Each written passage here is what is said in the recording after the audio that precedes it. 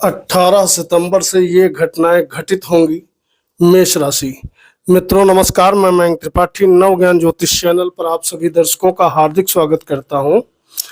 18 सितंबर से कुछ विशेष घटनाएं सभी राशि वालों के लिए घटेंगी, क्योंकि उस पीरियड में शुक्र देवता और बुध देवता दो ग्रह अपनी ही मूल त्रिकोण राशि में गोचर करेंगे।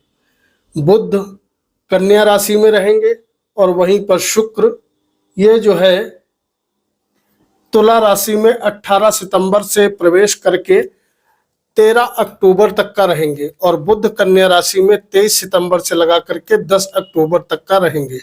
यानी कि 18 सितंबर से लगा करके 10 अक्टूबर तक का यह राशिफल है।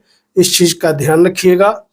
आगे बढ़ने से पहले मैं आप लोगों को बता दूं, यह राशिफल सभी जातक अपने चंद्र राशि के अनुसार देखें।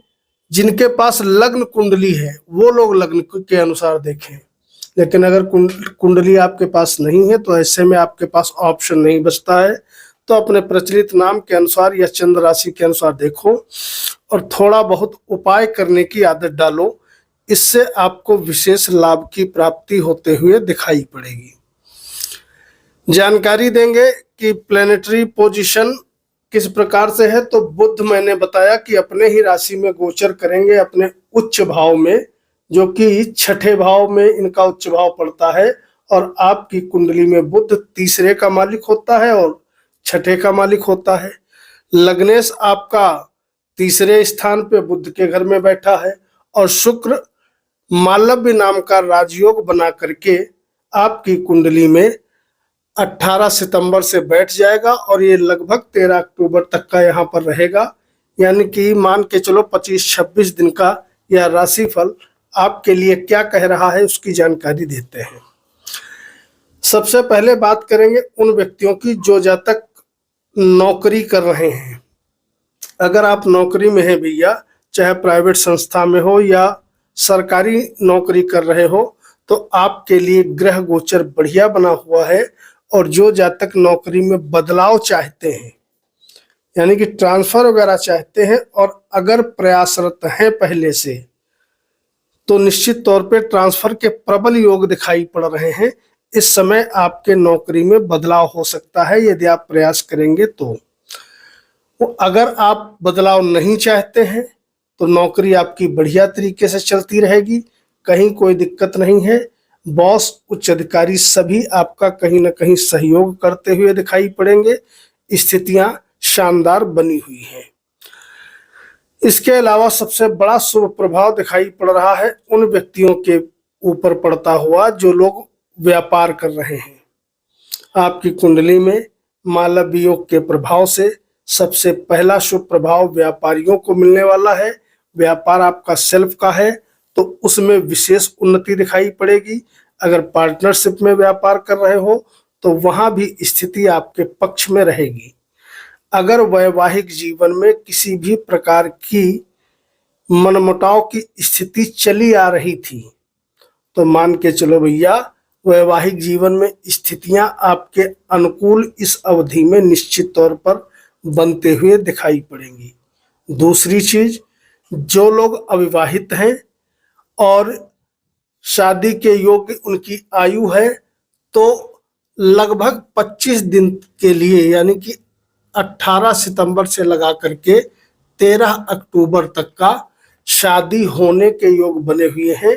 अगर प्रयास करोगे, शादी की बात आपकी चल रही है, तो इस अवधि में निश्चित तौर पे आपका विवाह हो जाएगा। अगला प्रभाव अगर बात करें विद्यार्थियों पर क्या पड़ेगा, तो आपकी कुंडली में विद्यार्थियों के लिए बहुत ही सुंदर समय इस अवधि में रहने वाला है। क्योंकि आपका पंचम भाव और नवम भाव दोनों ही बढ़ रहा है, कहीं पीड़ित नहीं है। तो शिक्षा, उच्च शिक्षा में आपको लाभ मिलता हुआ दिखाई पड़ेगा। लेकिन प्रेमी जोड़ों के लिए भैया स्थिति ठीक नहीं है, तो इसलिए प्रेमी जोड़ों को थोड़ा अभी धैर्य रखना पड़ेगा। हो सकता है प्रेम में मनमुटाव जैसी स्थिति उत्पन्न हो जाए। जिन जातकों के कोर्ट कचहरी वाद विवाद मुकदमे वगैरह चल रहे हैं उनके लिए विशेष राहत वाला समय रहेगा। कहीं ना कहीं शत्रुहंता के प्रभाव से आपको मुकदमों से दुश्मनों से राहत मिलते हुए दिखाई पड़ेगी। इस विषय में आप निश्चित तौर पर भाग्यशाली बने रहोगे। बात करें अगर आप यात्रा करना चाहते हो तो भैया यात्राओं के सुखद योग चल रहे हैं। जो जातक घूमने फिरने जाना चाहते हैं या काम कारोबार के सिलसिले में बाहर यात्राएं करना चाहते हैं तो उनके लिए भी गोचर उनका सपोर्ट कर रहा है। आप यात्राएं करें, निश्चित तौर पे स्थिति आपके लिए लाभप्रद बनी हुई है। इसके अलावा अगर बात करें अगला क्या प्रभाव पड़ रहा है तो जो जातक भाग्य सोचते हैं कि साथ देगा कि नहीं देगा तो मैं आपकी जानकारी के लिए बता दूं यह राशिफल 18 सितंबर से 13 अक्टूबर तक का है।